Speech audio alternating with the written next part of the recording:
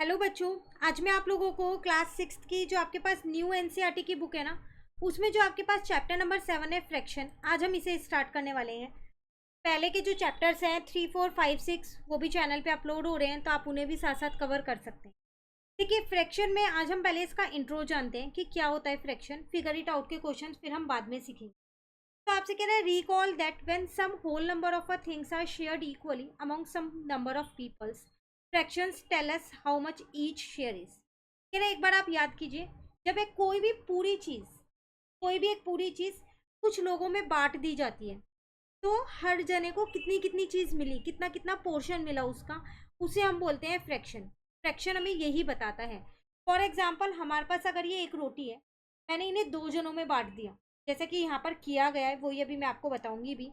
तो एक जने को आधी रोटी मिली और एक को आधी रोटी मिली। नॉर्मली ये घर पे भी होता होगा आप लोगों के, कि आपने दो रोटी खा ली, उसके बाद आपको आधी रोटी की और भूख है, तो आप आधी रोटी मांगते हो, तो बची हुई आधी रोटी किसी दूसरे को मिलती ही मिलती होगी। तो आधा मिला मतलब 1/2 मिला, ये हो गया मेरा फ्रैक्शन। ठीक है, चलिए। अब यहाँ कह रहे हैं शबनम क्या कहती है, do you remember if one roti is divided equally between two children, how much roti will each children gate. तो शबनम यही बोलती है, अगर एक रोटी को दो पार्ट्स में डिवाइड कर दें, दो बच्चों के बीच में बांट रहे हैं क्योंकि हम, तो एक बच्चे को कितनी रोटी मिलेगी। तो मुक्ता कहती है each children will get half a roti, उन्हें आधी रोटी मिल जाएगी। शबनम क्या कहती है, द फ्रैक्शन 1/2, जो हाफ उसने बोला, उसने बस उसको एक फ्रैक्शन के फॉर्म में लिख दिया 1/2। कई बार हम इसे 1/2 भी रीड कर लेते हैं, ये रीड करने का उसका तरीका है। ठीक है, फिर मुक्ता बोलती है if one roti is equally shared among 4 children. अब मान लो वही एक रोटी चार बच्चों में बांटी जाए, तो सबको दी जाएगी ना, तो सबको एक चौथाई भाग ही तो मिलेगा रोटी का। तो कितना मिलेगा, 1/4 मिलेगा सबको। एक चौथाई मतलब होता है 1/4। तो अब वो कह रही है बताओ 1/2 ज्यादा है या 1/4 ज्यादा है। मुक्ता पूछती है शबनम से, 1/2 ज्यादा होगा फिर 1/4 ज्यादा होगा, आप बताओ क्या ज्यादा होगा।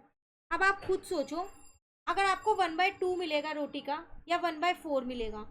1/2 के केस में पूरी आधी रोटी मिल रही है, और 1/4 के केस में उसकी भी आधी मिल रही है, एक छोटा सा पार्ट मिल रहा है। तो कौन सा ज्यादा है, 1/2 ना, तो इसका मतलब 1/2 ग्रेटर होगा। तो शबनम क्या कहती है, when two children share one roti equally, each children get 1/2 roti.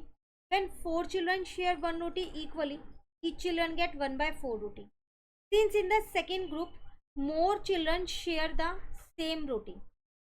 रोटी तो एक ही है लेकिन चिल्ड्रन बढ़ गए। पहले भी रोटी एक ही थी, तो दो बच्चे थे लेने के लिए, अब भी रोटी एक ही है, अब चार बच्चे हो गए लेने के लिए। तो ऑब्वियस सी बात है, दो के केस में उन्हें ज्यादा रोटी मिल रही होगी, चार के केस में थोड़ा कम मिल रही होगी। अब उन्हें सबको कम कम मिल रहा होगा, क्योंकि बाकी लोगों को भी तो देना है भाई, बाकी बच्चों को भी तो देंगे ही। तो इसलिए 1/2 ग्रेटर हो जाएगा 1/4 से। देखने में तो ऐसे ही लग रहा है 4 बड़ा है, तो जल्दी से इसकी साइड साइन लगा देते हैं। नहीं, नॉर्मली हम ये मिस्टेक्स करते हैं, पर आपको नहीं करना। ठीक है, चलिए। अब कह रहे हैं fractional units and equal shares. ये क्या टॉपिक है, इसको समझते हैं। जैसा भी हम ऊपर सीख के आए, बिगर और स्मॉलर, इसमें 1/2 एंड 1/4 में, वही हम यहाँ सीखने वाले।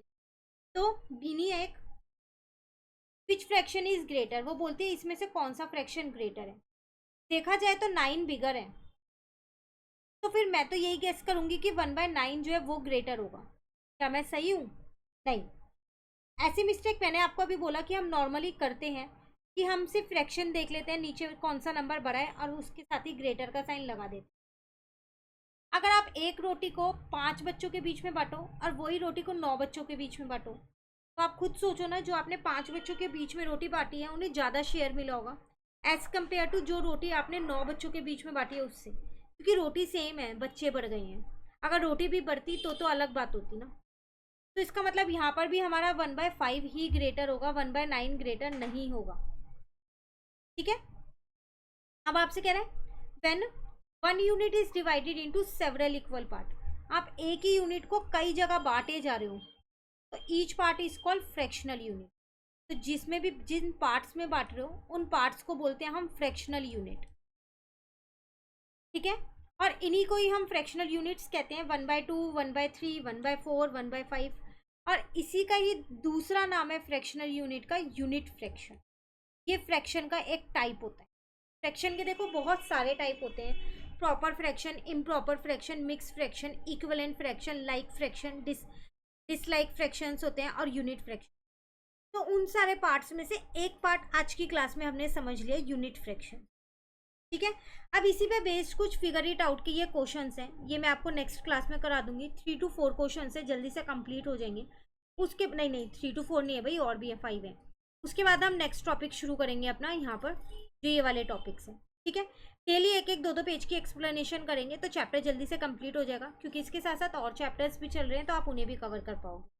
मिलते हैं नेक्स्ट क्लास में। एक चीज़ करना आप लोग मत भूलिएगा, फ्रेंड्स के साथ इन वीडियोस को ज़रूर शेयर कर दीजिएगा। प्लस अगर चैनल नहीं सब्सक्राइब कर रखा तो जल्दी से एक बार चैनल को भी सब्सक्राइब कर लीजिए। Thank you.